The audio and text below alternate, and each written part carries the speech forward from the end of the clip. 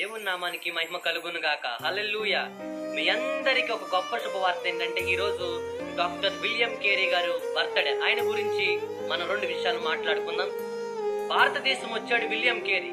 చెప్పులు కుట్టుకున్న వ్యక్తి. పోరా అన్నారు. 44 భాషలు నేర్చుకుని పూర్తి బైబిల్ తర్జుమా చేసి నీ చేతుల్లో పెట్టింది విలియం కేరీ. తలెత్తుకుని తిరుగుతుందంటే విలియం కేరీ కారణం వల్ల. పెన్న పట్టుకుని రాస్తున్నామంటే విలియం కేరీ కారణం వల్ల. రైలు బండెక్కింది విలియం కేరీ కారణం వల్ల. ఇంతమంది స్త్రీలు ఎక్కడ కూర్చున్నారంటే విలియం కేరీ స్కూల్స్ కాలేజీలు స్థాపించడం సాధ్యం బట్టి. మీ తాత మీ ముత్తాత చచ్చిపోయిన మనం బ్రతుకున్నామంటే విలియం కేరీ సత్యం అనే దాన్ని అంతం చేయడం సాధ్యం బట్టి. ఎందుకు దేవుడు చెప్పాడు, అంధకారంలో ఉన్న భారతదేశాన్ని వెలుగులోకి తీసుకురా అని దేవుడు విలియం కేరీ ద్వారా చెప్పడం జరిగింది. ప్రియ దేవుని బిడ్డలారా, విలియం కేరీ గారు బైబిల్ ట్రాన్స్లేషన్ చేసి మన చేతుల్లో పెడతంటే మనం బైబిల్ చదువుతున్నామా? బైబిల్ అనుస్వారంగా నడుస్తున్నామా? బైబిల్లో ఉన్న లోతుని ఎదుగుతున్నామా? బైబిల్ ధ్యానిస్తున్నామా? బైబిల్ వెతుకుతున్నామా? దేవుణ్ణి వెతుకుతున్నామా?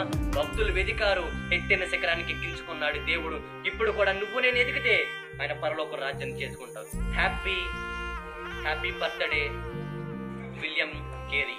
ఆమేన్.